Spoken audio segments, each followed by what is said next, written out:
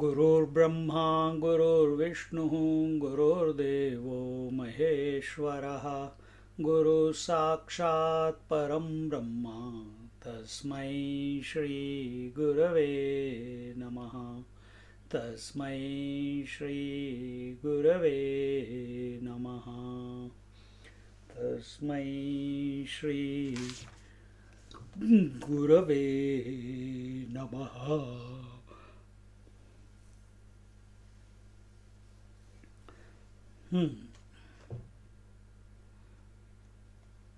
We are in Amrit Anubhav, chapter 3,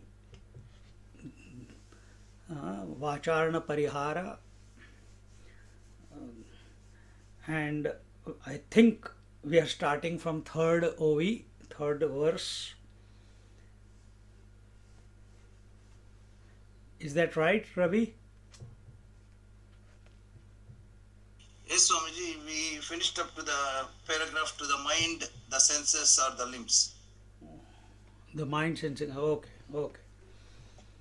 Okay. It says, the third OV says, Deha save hatapaye, Zati mana save indriye, Ka surya save zaye, Kirana zala. As the limbs die along with the body, the senses disappear along with the mind, and the rays of the sun go along with the sun. Meaning, when the cause is removed, the effect also vanishes. If the gold is removed, the ornament also goes away. If the water is evaporates, the wave and the ocean also evaporates. Exactly the same way. Here it is told, if the mind is, if the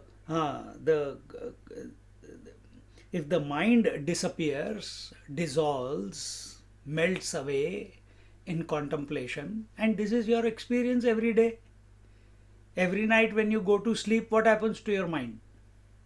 Doesn't it dissolve away by itself without any effort on your part? And when it melts or when it dissolves, are you aware of the world? No. Are you aware of your senses? No. Are you aware of the parts of your body? No. Are you aware of your body identity, that you are a body? No. No emotions, no thoughts, no past, no future. Everything goes back or gets dissolved away. So as the mind dissolves, in the mind all these are concepts, these are only thoughts. This is a big shift on the path that you have all taken, to realize that you are not in the world, but the world is in your mind. It's a projection of the mind, and this projection has only taken place because mind has not recognized that it is essentially the Atma or the Brahman. Until that doesn't happen, it will continue to keep projecting. So think about it a bit coolly.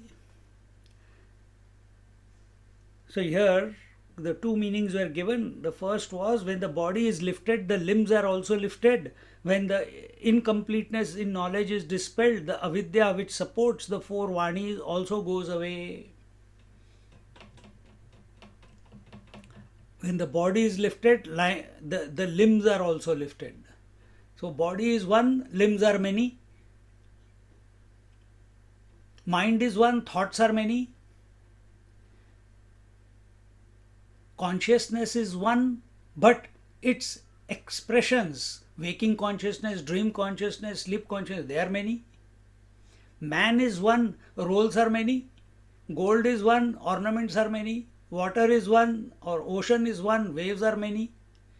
And just let it click.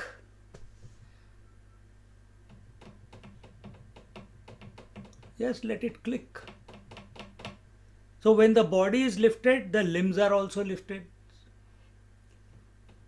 If you lift the gold, all the ornaments are also lifted automatically. When the incompleteness in knowledge is dispelled, the avidya which supports the four vanis also goes away. So what is the cause of this world? And remember, world begins from body identification. So what is the cause of this world? Avidya. What is avidya? Here it is written as, Jnaneshwar Maharaj says it as incomplete knowledge. Of what? Not of the world, of the self, of the Atman. That I am essentially of the nature of Atman. And because I don't know this, or I'm imagining I don't know this, therefore I'm projecting. I am the body, I am the father, I am the mother, I am the daughter, I am the sister, I am the worker, I am the professional, I am the waker, I am the dreamer, I am the sleeper. And it goes on, this drama. It's only because of the incomplete knowledge or self-forgetfulness. So once when the incompleteness in knowledge, when you remember, when the self reveals itself, when this knowledge becomes complete, when you pursue this knowledge not through thought, in spite of the thought, when you pursue this knowledge in and through your daily life, then the cause goes, the cause of ignorance, that avidya was the cause, whose expression was this entire world. When the cause has been removed as a result of self-realization, that very moment the effect of that cause, the effect of that avidya, effect of that incomplete knowledge, that also goes away. It is not you remove the avidya and the effect continues to be. No, how can it be? If you remove the gold, the ornament also will go away with it. If you burn the body, then the limbs of the body also will be burnt along with it. This is the first meaning. The second meaning is when the gross body, which is functioning only in the waking state, is discarded, the individuality called the waker, the waking world and the waking experience, which are the limbs of the gross body, are also dropped. This is again another way to look at it is, we are living only 1/3 of our life. Our daily experience is waking, dream and sleep. In sleep we are ignorant. In dream we are at the mercy of whatever is going on in the mind. And waking we are taken to be real, and we think this is the purpose of life. Waking is the purpose, Hey, what about dream and sleep? Who is going to address that? How come you are taken, if you are taking waking to be real, then you have to take dream and sleep also to be real. And if you are taking dream and sleep only, dream to be an imagination, then you must take waking also as an imagination. But we are Trishanku, neither this side nor that side, hanging in between like a ghost. And that ghost is called Jivatma. That ghost is called the individual. So take a stand and work towards it. Don't be a Trishanku. And yes, the sadhana can be done not in the dream state, deep sleep state. Sadhana cannot be done in the dream. Why? Because it is the speed of thoughts and experiences there are too fast. Only in the waking where there is some sort of uh, control which can be exercised over the thoughts. So therefore in waking you can do the sadhana, because this is, you have to accept, this is how it is. But just now you said it is also an imagination. Yeah, but you have taken that imagination to be real. Now you have to sort it out. In dream you cannot sort it out because thoughts are too fast. So in waking you sort out. And what is that? That in the waking state, the individuality called the waker, the waking world, and the waking experience, which are the limbs of the gross body, are also dropped. So because of the body identification in the waking state, these three come about. What is that? The waker, the experiencer, the waking world, the experienced, and the instrument, the experiencing. These three. Same thing happens in dream also. But in dream you cannot do anything about it. In waking, those who cannot do anything about it, they become mental cases. Those who listen and don't do anything about it, they become grahasthas. Okay, and they get lost in the world. To achieve the world, to control the world, to own the world, to possess the world, are afraid of the world and complain about the world, want to achieve something in this world. And while doing all this, when it clicks to them that this entire pursuit is taking them nowhere, nothing has been achieved in so many decades, so there must be some other secret to it, secret to living. And then they come to the scriptures by grace of God. And then it clicks. What? That because I am identified with the body, therefore the limbs of the body are waker, waking world, and waking experience. So when I discard the body, I don't have to discard the waker or discard the waking world. Waking world I cannot discard. It's a phenomena. Oh, but how will I discard the body? Arey, you discard the body every day when you go to sleep. How do you do it? No, I don't do anything. It happens. But you must. Something is going on that it happens. Look back. Be alert in that enfoldment of your mind, not unfoldment of your mind. Enfoldment. The wrapping up of the mind. How is it wrapping up? Bring about that condition consciously, or catch that wrapping up while the mind is enfolding. You remain alert and don't go to sleep. Then you will be disidentified from the body. And the moment you are disidentified with the body, these three, the Triputi, the triad of the waker, the waking world, and the waking experience. The moment body identification is dropped, these three also drop away. Then what remains in its place? Only pure consciousness. Only pure consciousness remains behind. Not remains behind, I am using that word only in reference to the waker, waking world, and waking experience. Pure consciousness is always, but it was covered. It was covered by the play of waker, waking world, and waking experience. And that was on account of body identification. So drop the body identification. Do whatever it takes, except cutting your own head. Sit in meditation. For this body disidentification, which gives such an impetus of bliss within them, within the seeker. People unknown to this secret, they take drinks, drugs, to achieve the same. And once they hooked onto it, because they feel body disidentified, it's so intoxicating that they become addicts. See?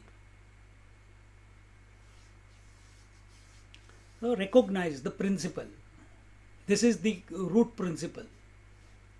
The first one was that when incomplete knowledge becomes complete, at that very moment, the avidya, the ignorance, the self-forgetfulness dissolves, and with that, whatever its effect is, that also dissolves. And the second meaning is that when the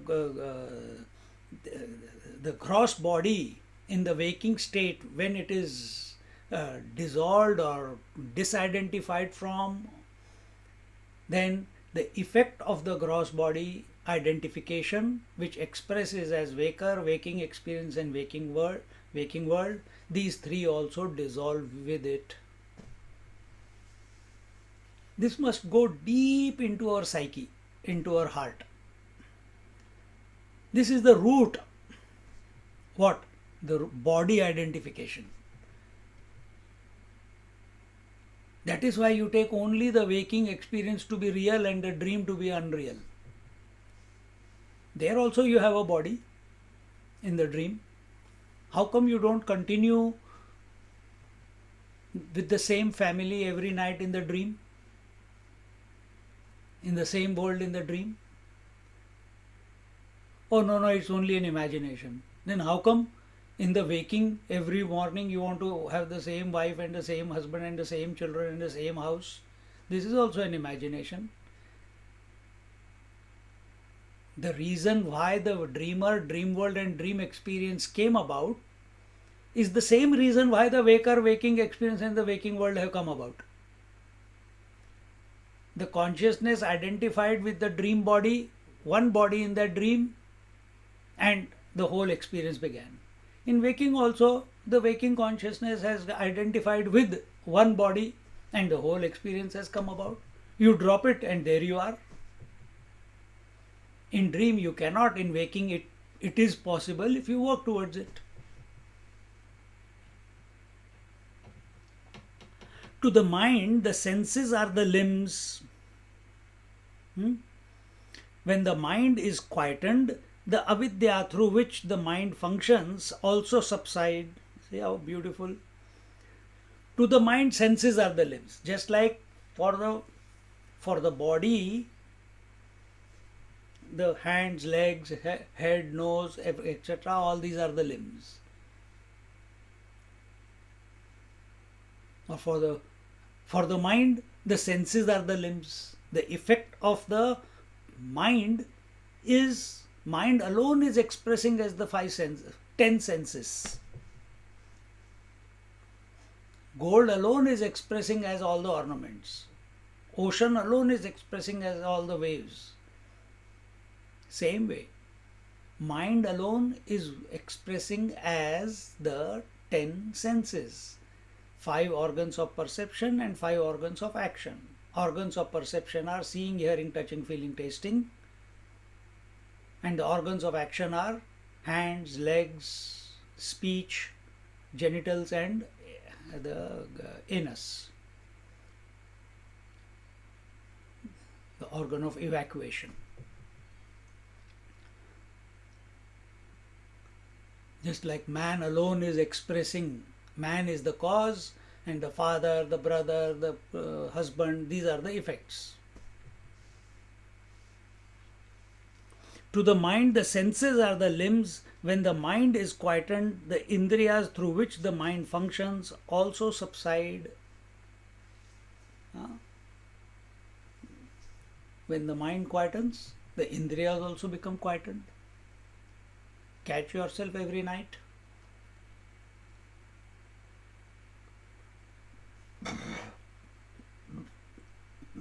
When we are in a satsang, contemplating, I just went down for a coffee after meditation, and I was just watching listening to the birds, and it was drizzling a bit, and then one of the girls who stays here, she came out and she said, Swamiji, chai piyoge kya? मैंने कहा नहीं. Then immediately, everything was quiet. Suddenly the thought came, what? अरे आज brunch में क्या बनाएंगे? नहीं Swamiji, because they went to work last night. I said, okay, so when I finish my class, then we'll make poha or upma. Immediately the mind goes into something. It has to kept engaged, just like you and me are engaged at this moment in contemplation. Unwanted thoughts are not coming. I took that thought which happened few minutes ago as an example, but I'm not affected by that thought. I'm not affected by what is going on outside the world, in the world right now, because my attention is only on this contemplation. See? So when our mind quietens, so when we are both here 100% available to the contemplation, the rest of the world seemingly dissolves itself.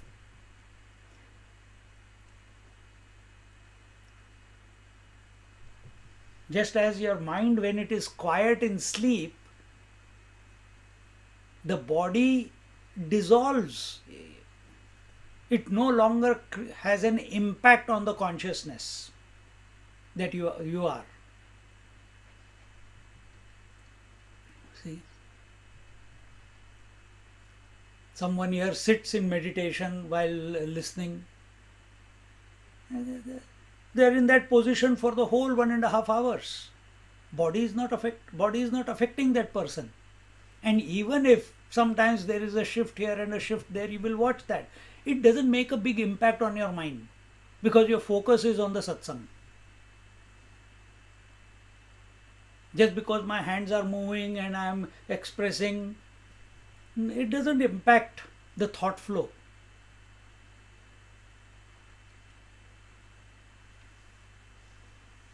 Because mind is focused. Same way, when the mind is dissolved or when mind is quietened, mind can be quietened only when it is thinking about something higher. Only then. Only when mind is thinking about something subtler. Subtler than what? Subtler than the mind. Only when mind is thinking about that principle because of which the mind has existence, meaning thoughts have existence. Mind will quieten only when mind contemplates, hey,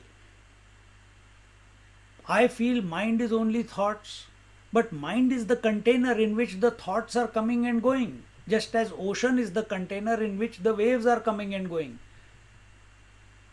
What is this container? We get lost in the thoughts. Mind gets lost in the thoughts. At this moment, don't get lost in the thoughts. Mind is the container in which the thoughts are coming.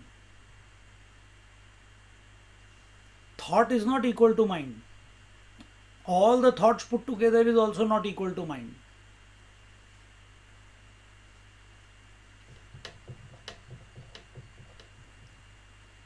See? So when we think about, this mind is the container, what are its dimensions? What is its scope? How far and wide it is? When I think of the universe, mind goes that way.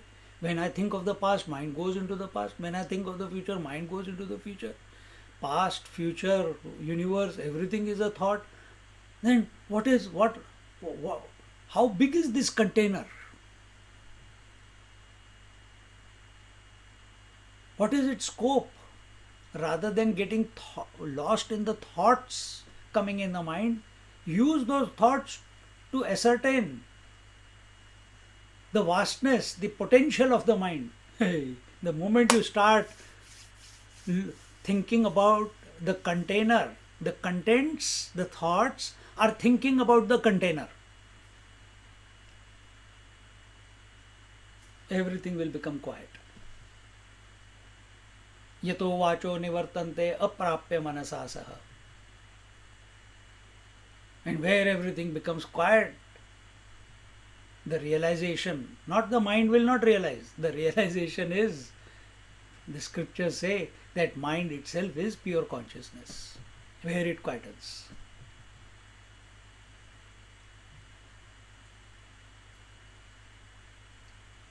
So, if you understand what I just said, then there is no self-realization. Because the idea of the self is only because of incomplete knowledge. And idea of realization is only because you are feeling bound, you are feeling limited, and you want to become free.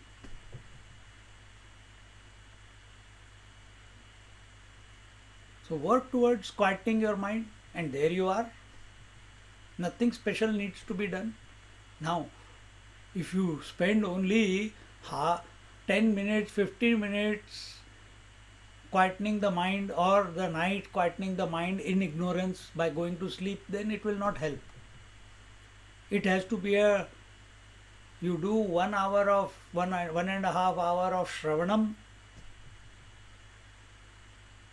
You do, the result of it should be that you do Mananam, means whatever unresolved doubts as regards to what Jnaneshwar Maharaj is saying here, or what we just talked about, the mind being the container. Where am I going wrong? Why am I not getting there? Work towards it, work towards it. How? 1.5 hours, how many hours left? 22 and a half. 20 hours, 22 hours you work on Mananam. And the result of that 22 hours of reflection will be half an hour of contemplation, Nididhyasan. In that half an hour of Nididhyasan will be maybe a moment or two of merging into the, maybe initially it will be just Samadhi. And as you keep living alertly in this manner, then grace, it will happen. But we want to meditate and complain about the world. It's not going to happen. Our attention should be on understanding the nature of the mind. Nature of the mind is pure consciousness. Because there is nothing called mind as such. In the same way, when the basic ignorance, Moola Avidya, about one's own essential identity is totally removed, its limbs, the four Vanis, also have no more potency. So just as when the mind dissolves, the 10 senses also dissolve, same way when the Moola Avidya, the original mistake, when it is corrected, the expression of the original mistake is the 4 speeches. They also get resolved.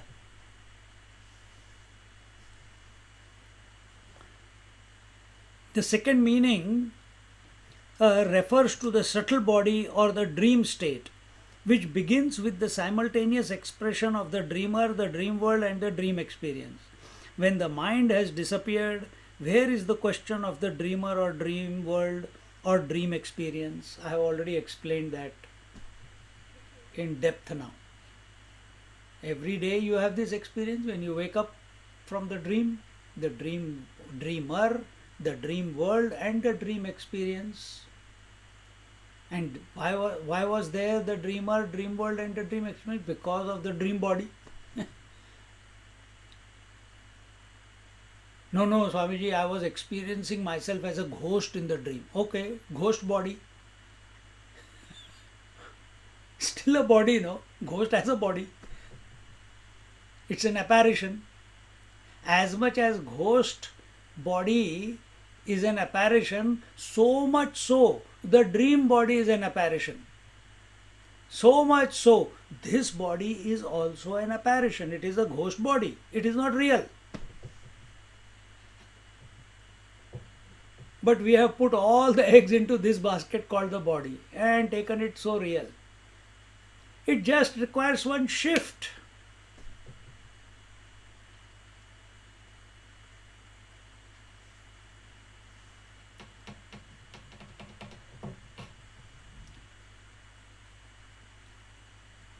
In this way, when A, the Vaikhari Vani is transcended, and B, the Madhyama Vani is transcended, one is heading to the destruction of ignorance. Vaikhari, the waking state, which involves the waker, waking world, and the waking experience. And B, the dream state, which involves the dream body, which gives rise to the dreamer, the dream world, and the dream experience. Now you understand how the speech is connected to the waker, the dreamer, and the sleeper. If you remember the first lecture two classes ago, the Vaikhari is for the waker. Madhyama, and when we purify the Vaikhari Vani, Vani means speech.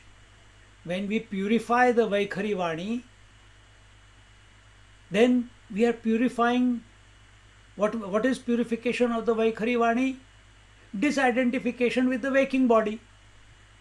Then what is happening as a result? The waker, the waking world, and the waking experience are no longer having any impact on us. Then we are the gross is dissolving. This is the gross body is dissolving. Then what is the next one? Madhyama.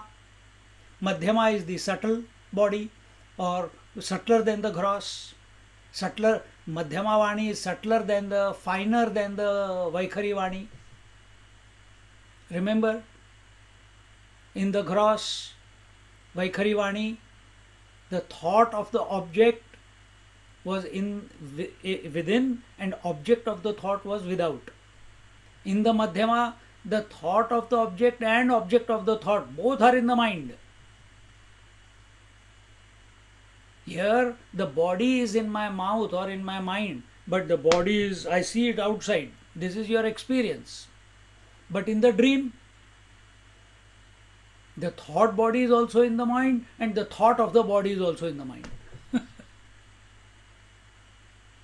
Or other way I should say, the body as a thought is in the mind,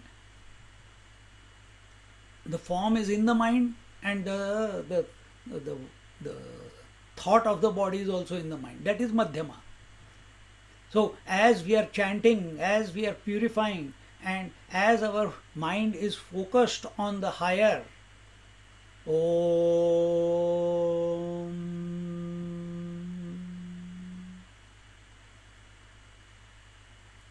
Again, this Om is also connected to these three. A is connected to the waking, U is connected to the dream, and is connected to the deep sleep. So do we need to continuously keep working on then ooh? No.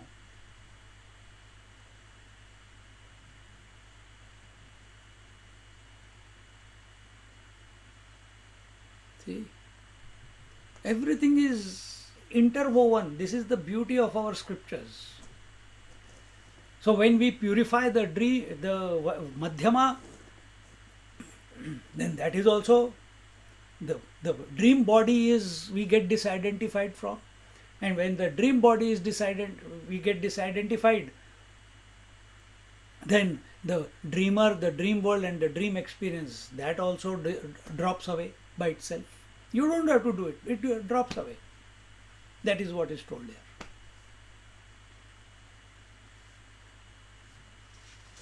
Although the terms the sun and rays of the sun are used, it does not mean that the sun and sun's rays are two things. Sun and sun's rays are not two, they are one and the same. The Vaikhari, the sixth generative case, the Vibhakti, sixth generative case of has really no purpose in this context. So, of genitive cases where this pencil is made of wood. This handkerchief is made of cloth. Is cloth and handkerchief two separate things? Is the wood and pencil two separate things, or they are one and the same? Same way, is the sun and the sun rays two separate things, or they are one and the same? Inseparable. And therefore, here Swamiji is saying that this genitive case has got no meaning of what? What? There is no of. It's that one alone expressing.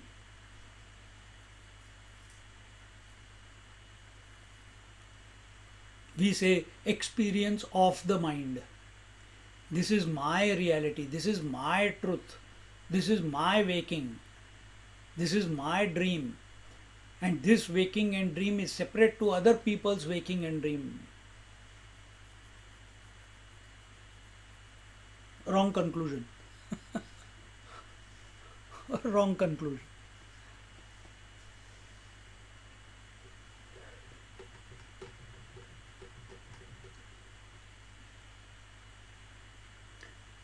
The sun is the original, and the sun itself is manifesting as rays. When the sun is removed, as at sunset, the net of light rays also goes away. So when the sun sets, the sun rays also go away. When the waker sets, means goes down into sleep, then the waker along with its rays, the waking consciousness along with all its myriad experiences, that also goes away. Same thing with the dream also. So also avidya or ignorance and the four vanis are not two things. So ignorance, avidya, incomplete knowledge, maya, whatever you may hear the word used is avidya, incomplete knowledge. Along with its four expressions. What are they? Vaikhari, Madhyama, Pashyanti, Para. So because we are using two words, what is that? Avidya and its expression. And that expression is again further divided into four. Vaikhari, Madhyama, Pashyanti, Para. Does not mean that these four are separate to avidya. Just like sun's rays are not separate to the sun, similarly, this incomplete knowledge alone is expressing as these four.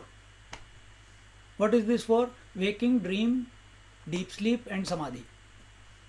Vaikhari, Madhyama, Pashyanti, Para. How many ways I am connecting it?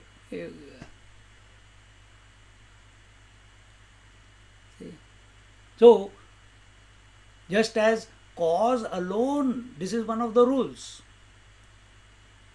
Every effect must have a cause, and cause alone expresses as the effect. Second rule. And third rule, remove the cause, effect also vanishes. So if the effect is the four vanis, the four speeches, what is the cause? Avidya, incomplete knowledge. Cause is the incomplete knowledge, effect is the four speeches. Then what do? What is self-realization? Or self-realization is complete knowledge. When complete knowledge happens, then there is no place for incomplete knowledge. You cannot have complete knowledge and incomplete knowledge at the same time. Complete knowledge means abidance in the self, as the self, without a thought. So when complete knowledge takes place, incomplete knowledge goes away, dissolves away, and when the cause, the incomplete knowledge, avidya, dissolves away, naturally, what are its rays? Vaikhari madhyama pashyanti para. In other words, waking, dream, deep sleep, and samadhi, they also dissolve away.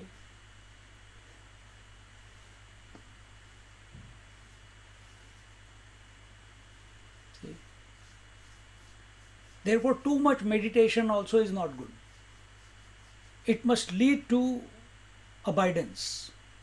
Otherwise, meditation becomes an addiction, an escape from the waking dream and deep sleep.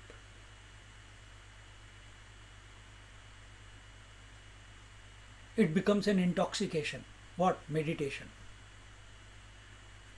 We want to remain in the same natural state of Satchidananda, in and through whatever. But if we practice only meditation, then we must practice. I'm not saying we don't, but it must lead to sahaja samadhi. If it is not leading to sahaja samadhi, then we are going wrong somewhere in our approach. So also, avidya or ignorance and the four vanis are not two things, but the same incomplete knowledge expressing as the four speeches. From one zygote, the whole body comes out. In the same way, the same pure consciousness expands as if by differentiation into different names and forms. When I is called the seed, I is not only the seed, it is transcendental to the creation. So, just like an amoeba, one amoeba multiplies into two, then those two become four. Same way, when the sperm latches onto the egg and life begins, and that one single cell then multiplies and multiplies and multiplies, and that's how, and what was the result?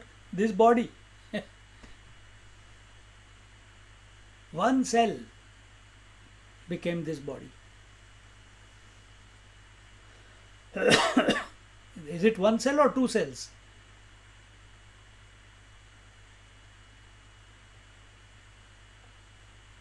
See? Same way, this one avidya alone has become the four speeches. This one ocean has become the many multitude of waves. One gold has become many ornaments. Don't be too serious about ornaments. Be serious about the gold. Serious or sincere. Have that vision.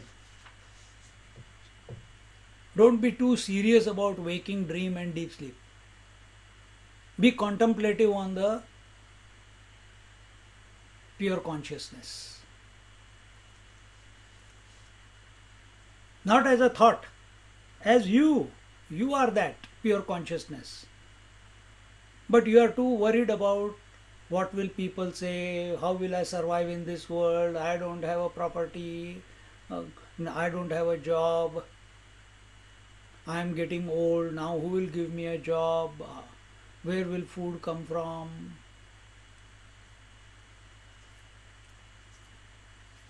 See, we are worried. When we are attentive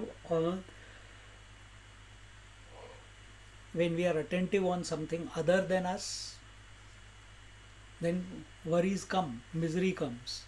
But when when our attention is on the source, as the source, then all identification dissolves, and with that all the worries also dissolve.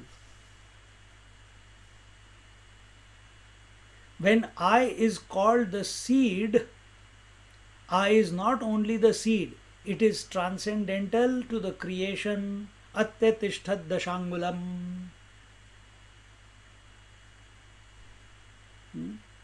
So our definition of I or understanding of I is incomplete.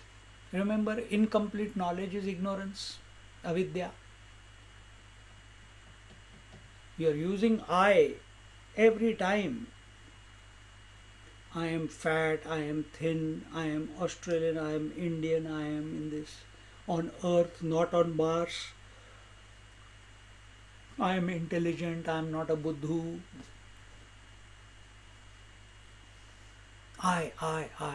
It's continuously associating itself with something in order to establish an identity.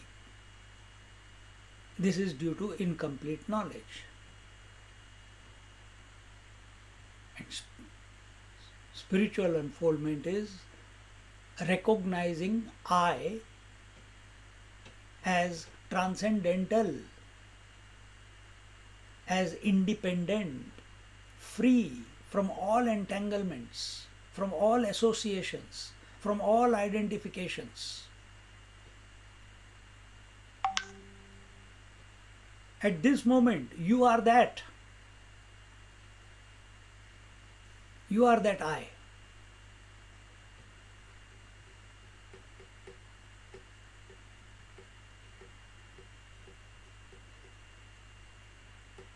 It is not, it has never been hijacked by the world. It has never been hijacked by the body. We have imagined that we are identified with the body. Body is inert, it cannot think, man. Body cannot think. And consciousness doesn't need to think.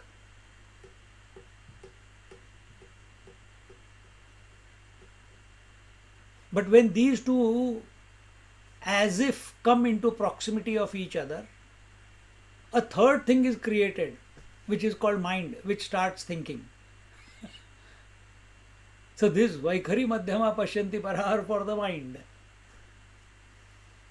This is the undoing that is being brought about through this contemplation. Undoing of that which does not exist.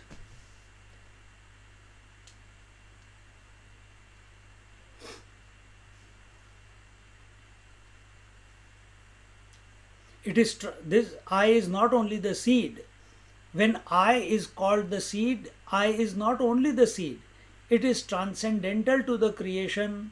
So I is not only with relation to, when we say aham idam, our understanding is aham and idam are coexisting.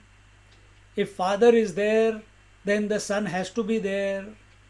If husband is there, then the wife has to be there. Only then he can call himself husband.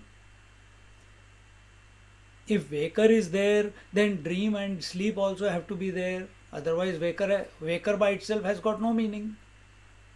Similarly, when we use these terms aham and idam, we don't come to this conclusion. Yes, at one level, when we are explaining that aham and idam are coexisting, aham is the cause and the idam is the effect. Or I should say, aham and idam are both the effect of the ignorance. But this aham, which everyone is using, I, it should not be taken as dependent on idam. Then what it should be taken as? It should be taken as the transcendental in its essence. So that I thought is representing someone, something or someone is representing you.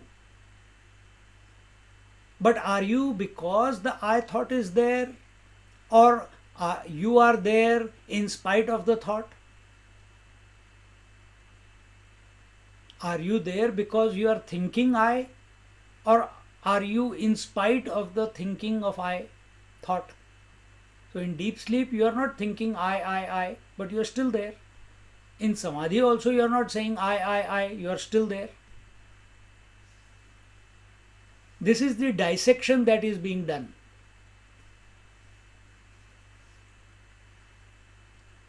of our experience. So it is transcendental to the creation, waking, dream, deep sleep, and this I is independent of these three or four, samadhi also.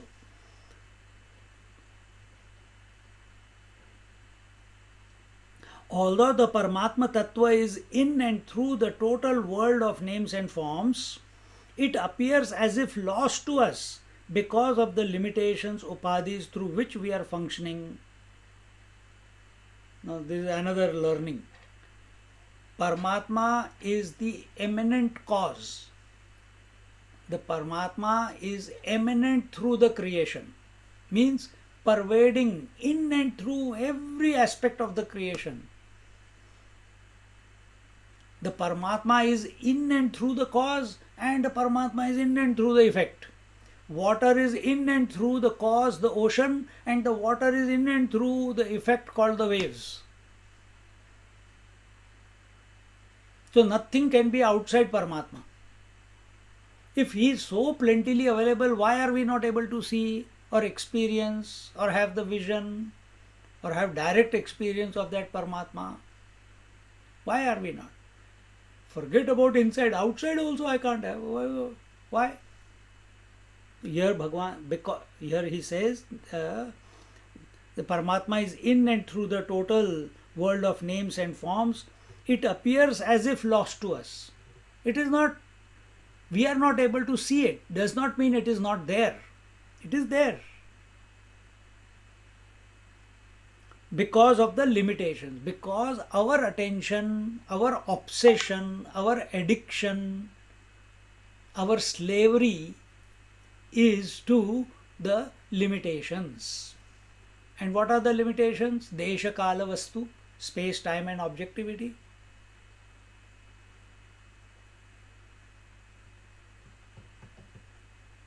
And you can keep expanding that.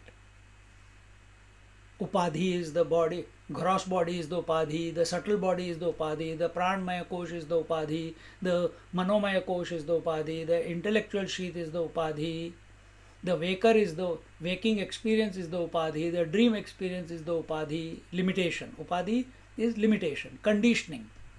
The deep sleep is the upadhi, the conditioning. So we are lost.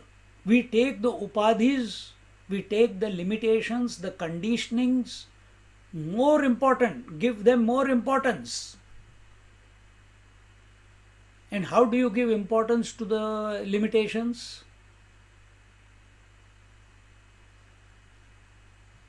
How do you give importance to the limitations?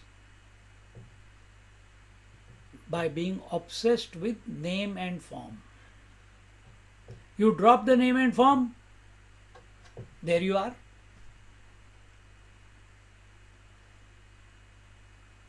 And in order to enable this giving up of name and form is this chapter.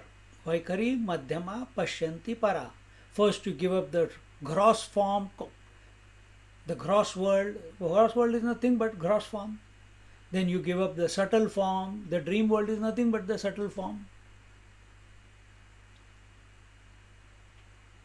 And so on. Understand the process, understand the principle. No, but what will happen to my child and what will happen? I have not experienced my grandchildren yet, and get out.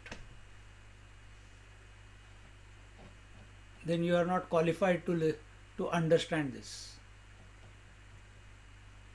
No, but I am so thirsty, I have not had my breakfast. Why Swamiji has gone for extra half an hour?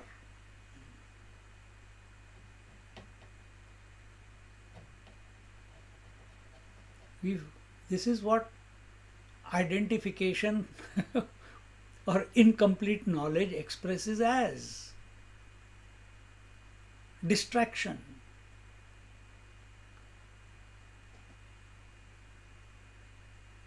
Identification.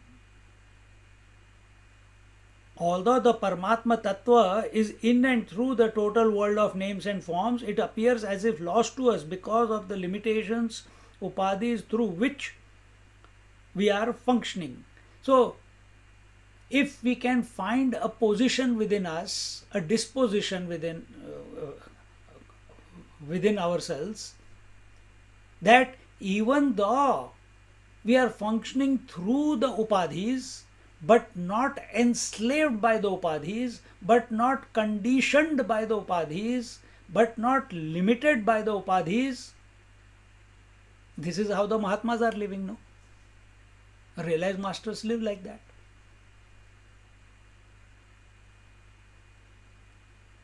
If they are living it, scriptures are talking about it, then there must be a way.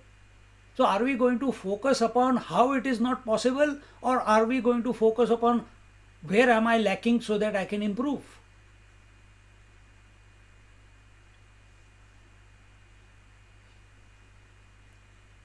Once this limiting power is rejected, the limbs of this power, the four Vanis, are also transcended.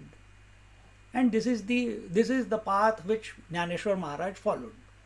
What is that? Vaikhari Madhyama Pashyanti Para. You take any mantra, you take Om Tat Sat, you take Om Namah Shivaya, you take Om Shri Ram Jai Ram Jai Jai Ram. All questions will come only because you have not done it. But if you practice it diligently, sincerely, regularly, subjectively, and with understanding, the process of dissolution of the mind from gross to subtle, subtle to causal, causal to transcendental. This is how the Kundalini gets risen. This is how the purification happens. And in this you don't have, all is that is required is pure intention and bhav. And you keep practicing. You don't need to do pranayam, you don't need to do asanas, you don't need to do meditation, you don't need to do dharana, dhyan, samadhi. You don't need to do anything. Only focus on this. Om Shri Ram Jai Jai Ram. With every mantra that is chanted, that is Vaikhari Vani, gross speech, have the bhav that you are merging into the divine, that this name Shri Ram Jai Ram is representing. And everything that we have talked about, it will start happening. The migration from Vaikhari to Madhyama, you cannot bring it about. It has to happen. From Madhyama to Pashyanti, it has to happen. Just like from waking to sleep, it happens. You don't make it happen. You don't think of a dream and it starts. When you think of a dream, it's called imagination. Building castles in the air. But when the dream comes, it happens. Sleep happens. Same way, when we are sincerely chanting the mantra, then purification happens if the intention is pure.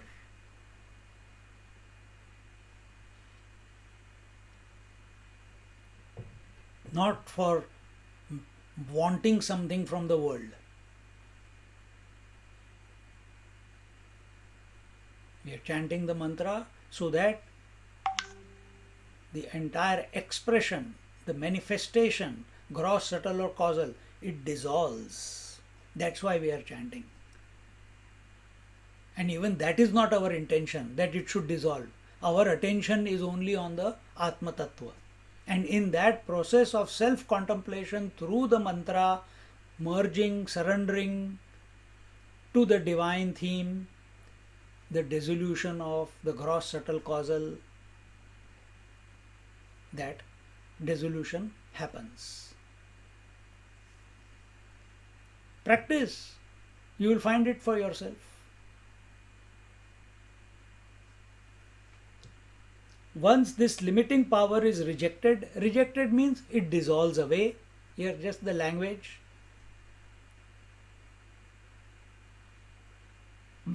The limbs of this power, What are the limbs of this power? The Vaikhari Madhyama Pashyanti Para. They also are dissolved or transcended. You rise above them. But understand, having risen above them and come to recognize that you are the Atman, which is not separate from Paramatman, that you are eternal, and all this, it is direct experience without a thought, because we have transcended the speech. Gross speech was at the lip level, the subtle speech was at the mind level, Pashyanti was at the seed level, and Para was at the Samadhi level, but we have transcended all of them.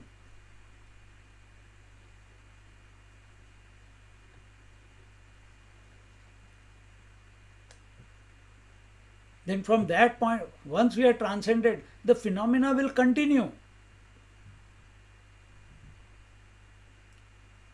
Not for you though. The one who has transcended, for him the phenomena will not continue.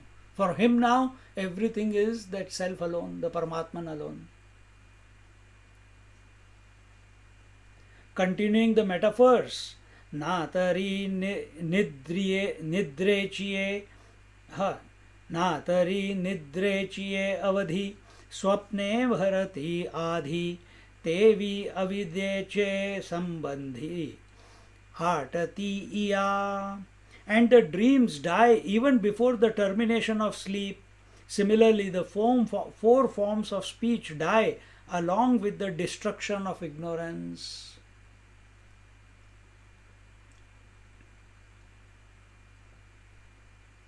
The husband dies along with the destruction of wife. Divorce. See?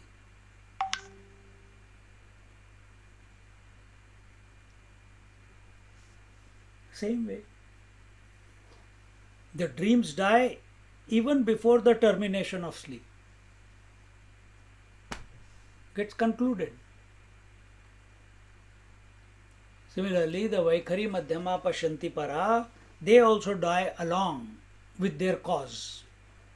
You cannot have a residue of effect if there is no cause. If cause is gone, effect is also gone. And you know the cause only because there is effect. Otherwise, you don't know what is cause. Only through effects we imagine the cause.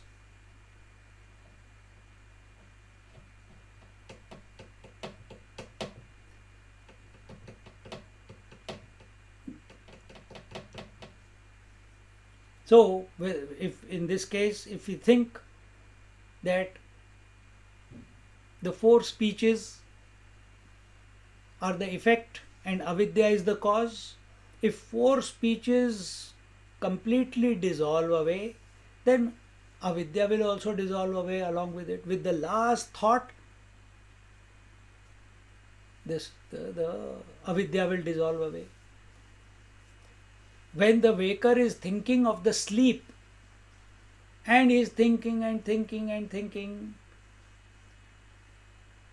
when the last thought of the waker with regards to sleep dissolves, catch that moment. For that you have to be extremely alert. You have to slow down your mind. How do you slow down? By being alert. Before sleep ensues, the waker and his thinking about sleep, both of them dissolve away. Only then sleep can begin. And you cannot make it happen, it happens.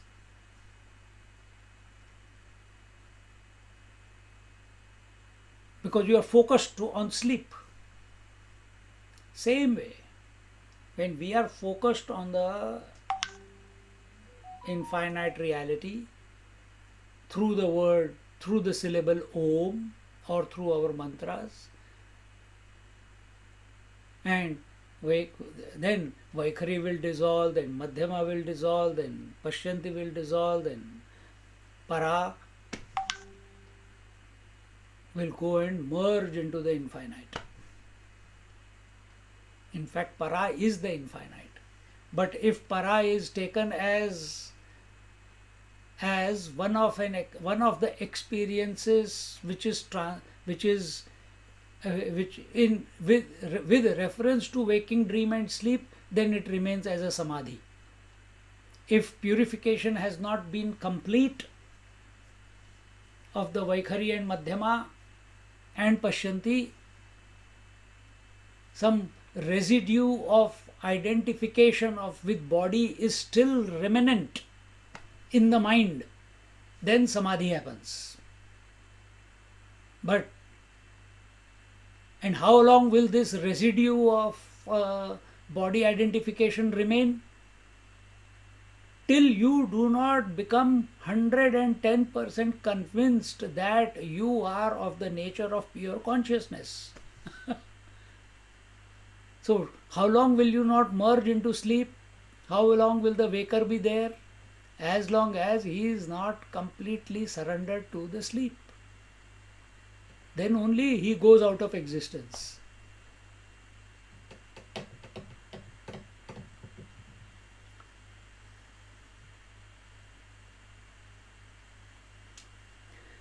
The dreams die before sleep is terminated.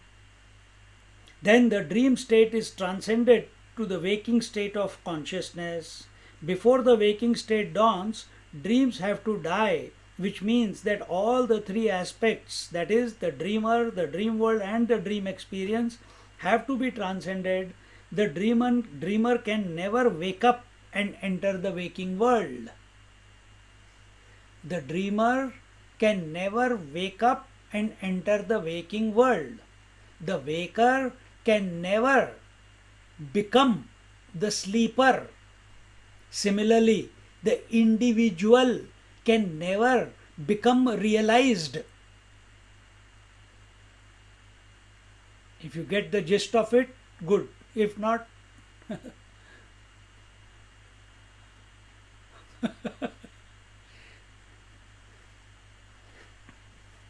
you understood what was told.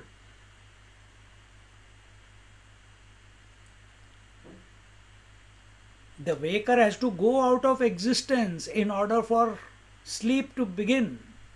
The dreamer has to go out of existence in order for waking to begin. And this dreamer can never ever in its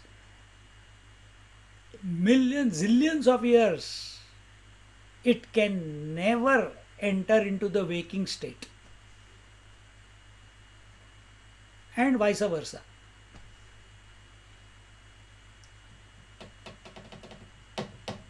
The husband can never enter the father. The father can never enter the brother. You understand? Similarly, if we have this notion that I am going to get realized, self-realization. Why? Adi Shankaracharya said, Vivek, Vairagya, Shatka Sampatti and Mumukshutvam, intense desire to liberate. I am following Shankaracharya. This is for the beginner. This was told at the beginning. Yes, we should have, because it gives us the impetus, the inspiration to begin the journey. But as we begin the journey, and we have reached Amrit Anubhav, or even in Vivek Chudamani or the Upanishads, wherever, then this idea that I have to gain self-realization has also to be discarded in the end. And you can't discard it, will go away. But if you maintain this, that self-realization is an event that I am going to experience, and after that then I will beat the drums. Hello, सुनो सुनो सुनो, I got the experience of self realization. उठो उठो उठो उठो, you are ignorant and I am realized.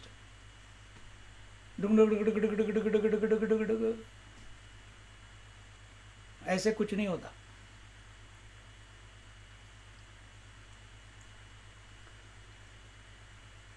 So understand now the principle. What is the principle?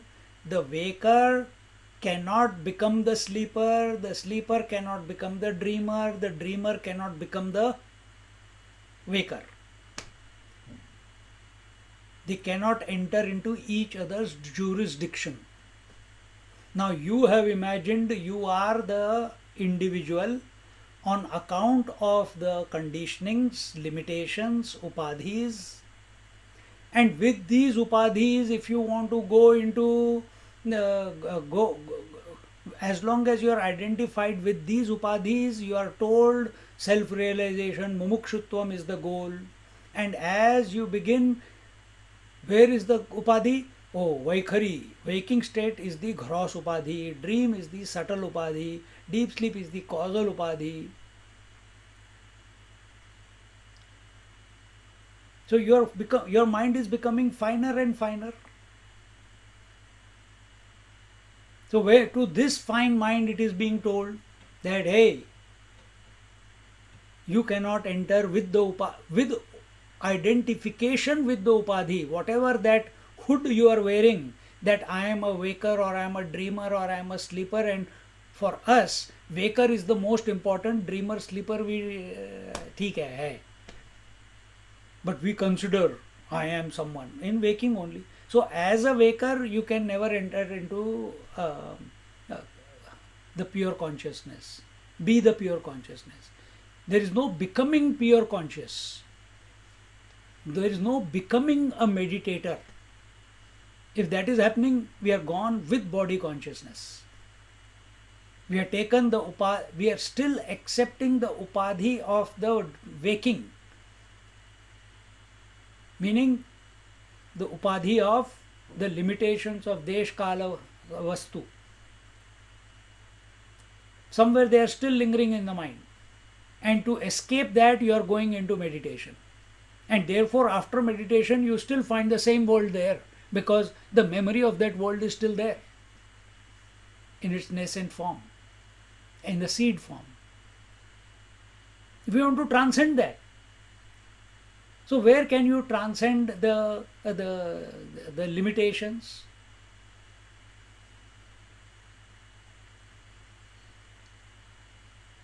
So now you are in the waking, you are listening in the waking, you are contemplating on the waking. Sort it out, be clear of the goal, and this is what is understood. This is what the understanding is, that the waker cannot become self realized. He cannot wear a hat of self realization.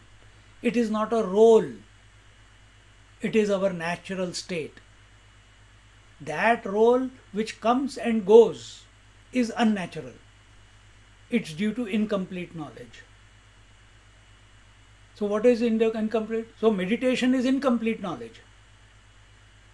Samadhi is incomplete knowledge.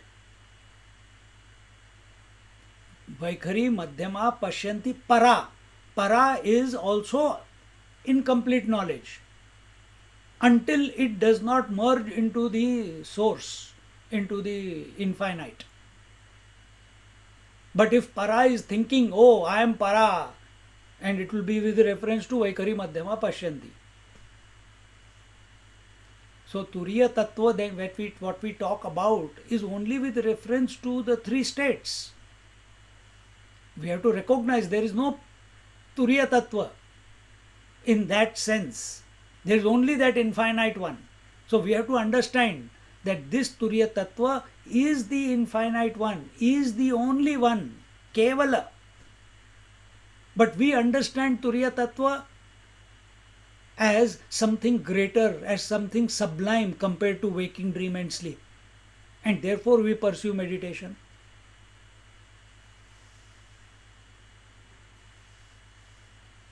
See?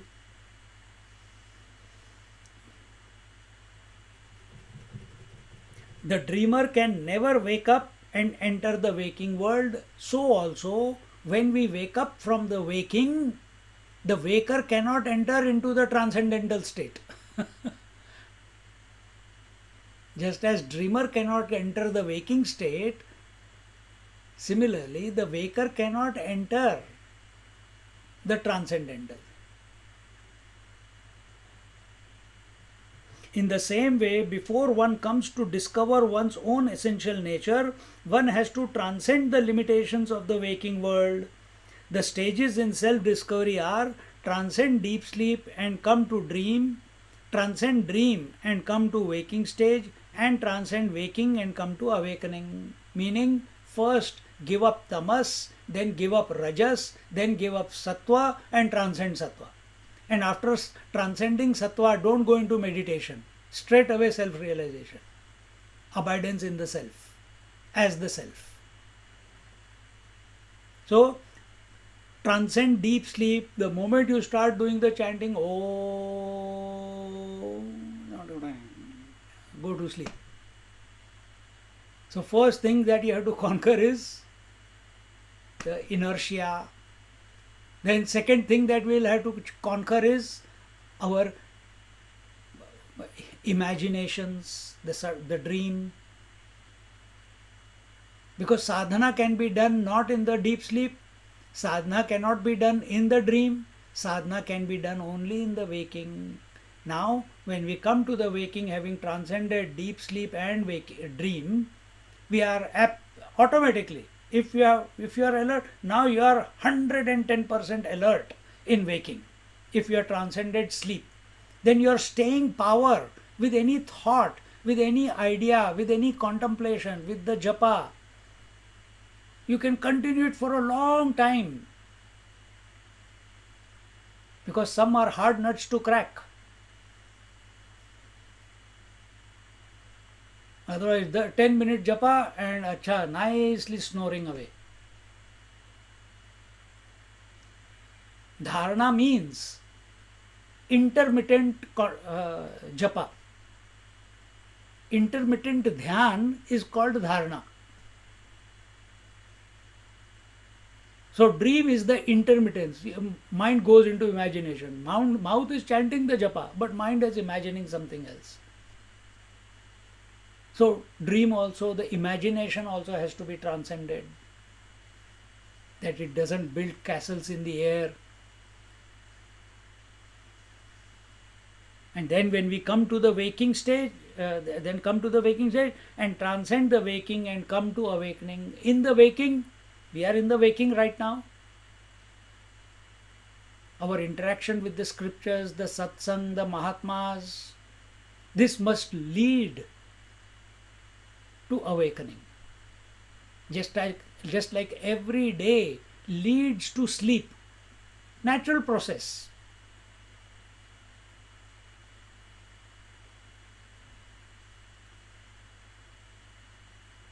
Our waking stage must lead to awakening. And what is awakening? Remaining alert, conscious, and allowing the mind to sleep. That is awakening. It's that simple. But guaranteed, we will make it difficult for ourselves. How? Do it. Be alert. No, but every time I try to catch that moment when last thought is going, I go to sleep. Keep trying. One day it will click. Find the missing ingredient there, which is alertness, vigilance. Sleep only comes when our attention is still on the conditionings. If our attention is on the conscious principle, sleep will not come. Because conscious principle is of the nature of light, is of the nature of knowledge. How can it? It's of the nature of ananda. Sleep is also of the nature of ananda. But that sleep is ignorant sleep. And that ignorance is identification with the upadhis. So refine your thinking. Refine your thinking. So what is the difference between awakening and sleep? Only that teeny mini bit. When the mind is ready to dissolve completely, you remain awake. And the only reason you are not awake is because you have thought you are the mind. Understand? All conditionings are in the mind. All upadhis are concepts of the mind. And you have considered yourself to be the mind. And therefore you go to sleep and you don't remain alert.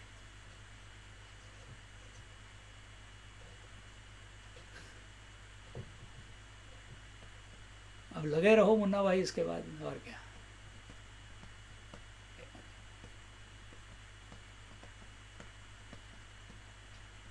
देखो इसका मजा है.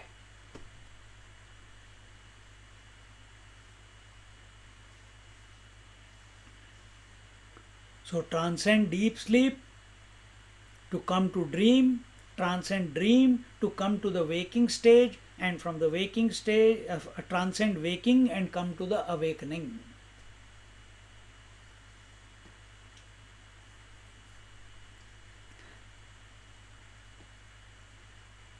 That means the waking world is dropped once and for all, not temporarily. In meditation it is dropped temporarily. In samadhi it is dropped temporarily. In sleep it is dropped temporarily. No, we want it to be dropped once and for all. For that your approach has to be refined. You must be crystal clear as to who you are. If you are so clear and convinced that deep sleep rejuvenates you for the next day, are you as convinced that abiding in the self as the self will rejuvenate you forever? Are you convinced of that? Or are you still lost in collecting merits?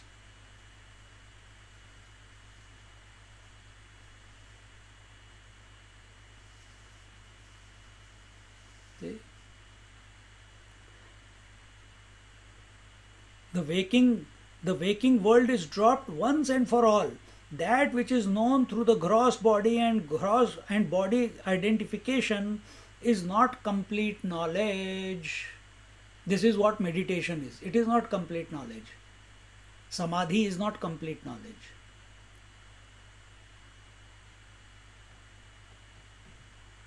As I said before, the residue of identification is still there. That's why samadhi is taking place.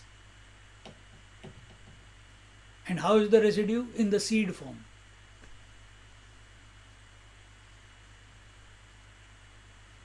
And you can go into samadhi by doing japa, by doing pranayam. You can go into samadhi.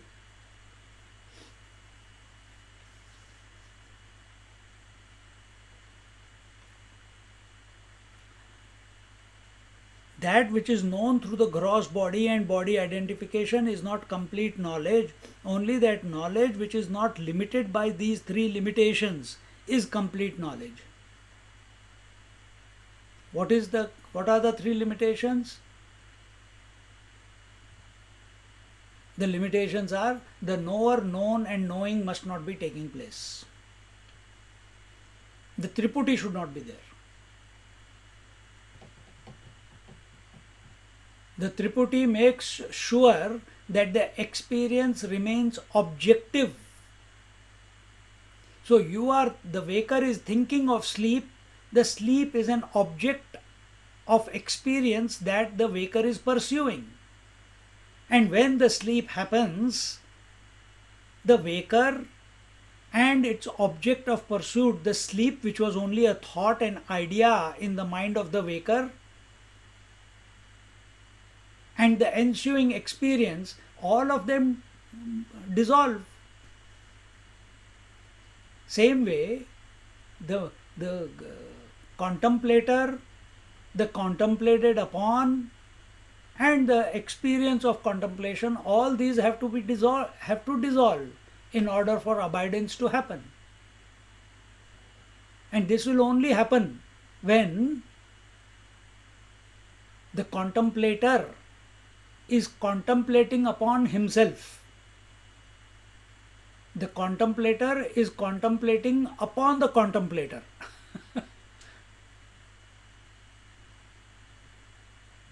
Not as a thought. Then only the dissolution will happen.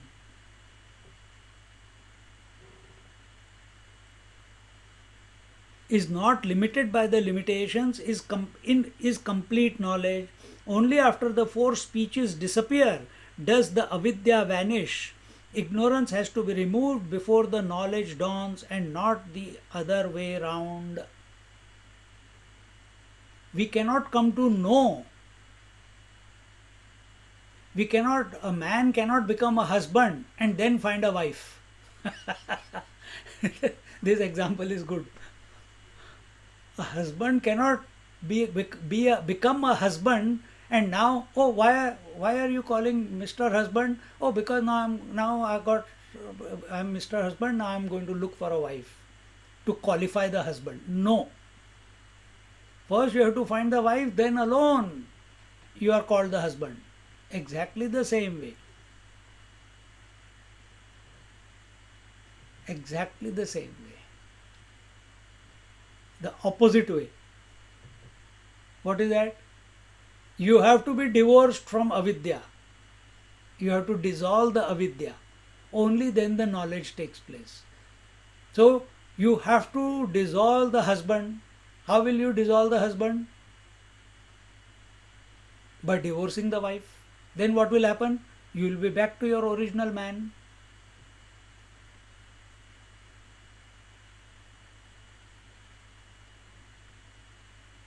Or do you write divorced Mr. So and so? Do you write in your name or letter? You just write Mr. or so and so. You don't write husband so and so, or divorced so and so, or son so and so, or wife so and so. You don't write that way.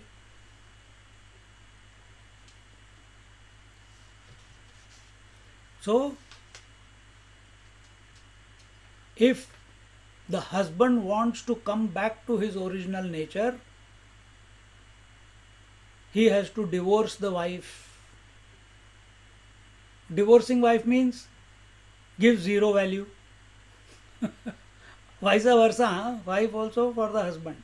Give zero value, not be affected, not be influenced, not be enslaved.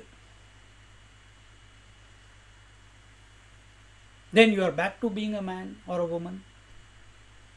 Same way, this waker, who is waker? Identified with the waking body. In order for the waker to recognize that he is the essential, the pure consciousness, he has to divorce, he has to dissolve, he has to transcend, he has to annihilate, he has to sublimate, whichever way you put it. All are synonyms.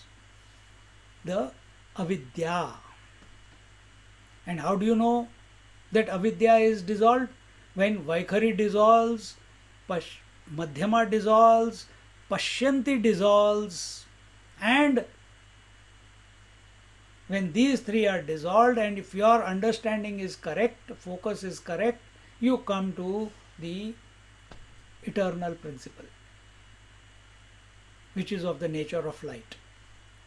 Then what is it? Then it will be an experience-less experience. Then you are not experiencer who is experiencing something. Samadhi is, you are the experiencer and you are experiencing the samadhi. That is bliss within the body and mind. Because you have kept the world at bay. You have kept the upadhis at bay. You have kept the identification at bay.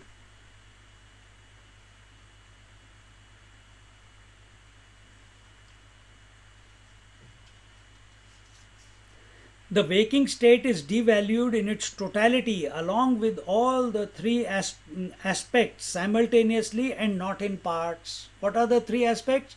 Waker, waking world, and waking experience. These are the three aspects, the triad.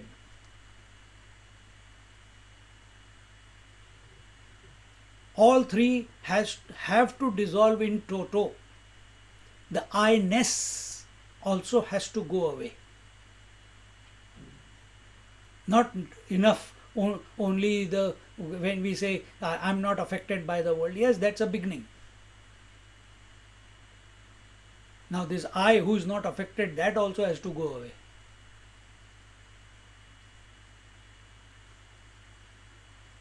And this is very simply, easily, effectively, without too much of drama, is possible through Vaikhari Madhyama Pashyanti Para. If you want to make it a little bit complicated, then try Kundalini. If you want to make it more complicated, try Ashtanga Yoga. If you want to make it even more complicated, do Seva.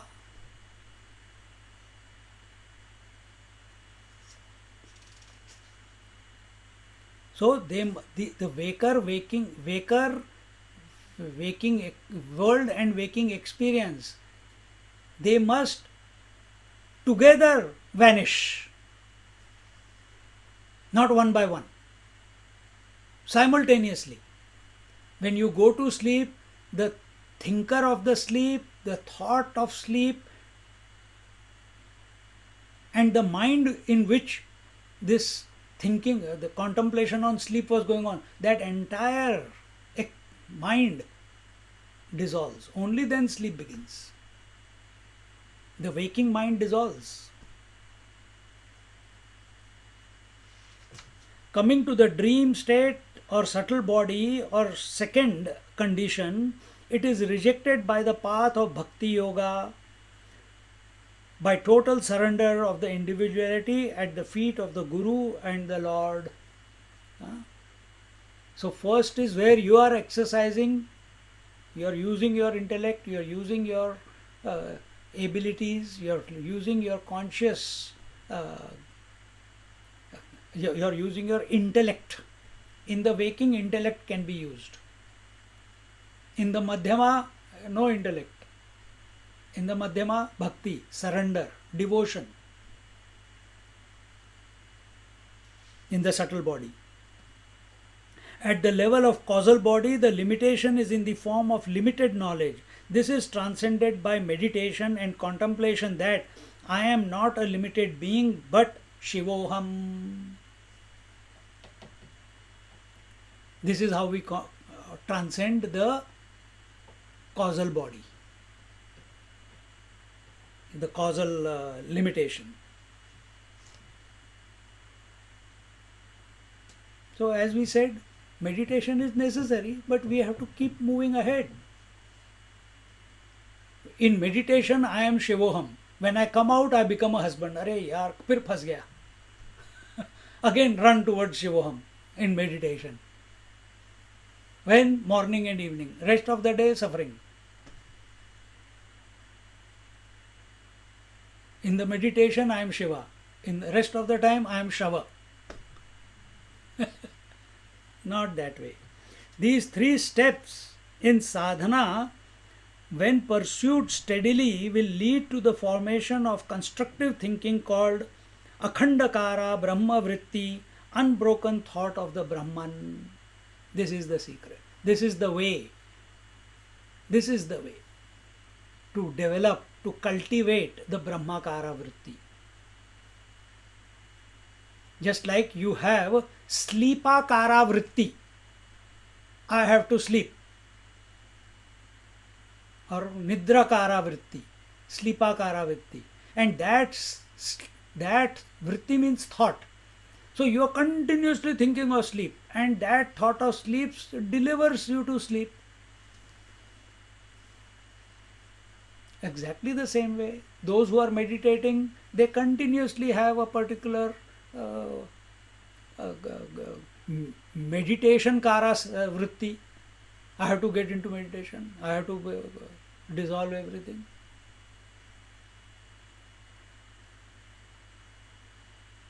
but it is limited. Brahmakara vritti is unlimited. No conditionings, no seed left behind.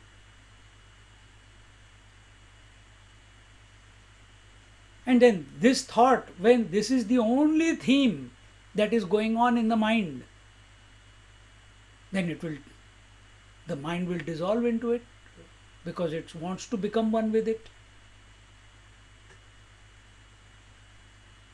And becoming one with the goal of that, what that thought, Brahmakara vritti, it's a thought of Brahman. The thought of Brahman is indicating Brahman. The thought of sleep is indicating sleep. Thought of sleep is not equal to sleep. It is indicating an experience. So similarly, the Brahmakara vritti is indicating the transcendental, the beyond, that which is beyond the scope of speech and mind. And it delivers you there. Meaning the mind merges to become one with that Brahman. See? These are the two types of thinking, Chintanam and Chinta. Chinta is destructive thinking which creates bondage. Chintanam is constructive thinking which constructs a vritti that denies all the other vrittis. Even this vritti falls in the category of ignorance alone. So just because we have taken इसको क्या बोलते हैं यार, कांटे को क्या बोलते हैं, thorn. Just because we have been pricked by a thorn, we take another thorn to remove the thorn which was embedded in our foot. Then we don't keep the thorn just because it helped us to remove the previous one. We throw both of them. Same way, all the thoughts are transcended by the thought of Brahman.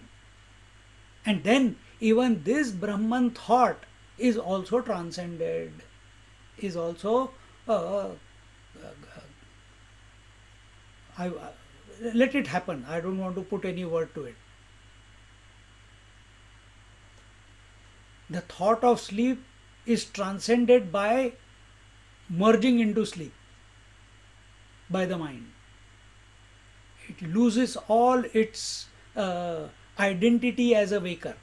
Similarly, the seeker who is cultivated the Brahmakara vritti, meaning the thought of Brahman, on one hand it was effective to reject all other thoughts, and because this Brahman thought in all its inclusiveness, all its vastness, then comes to the mind merges into that to be that, just like the river merges into the ocean and now is the ocean.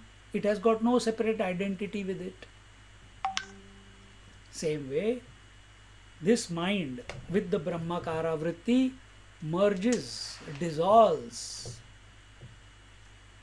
into the dissolves and goes beyond the vritti, and therefore it is called an experienceless experience. Therefore there is no person left behind to say, I had a realization.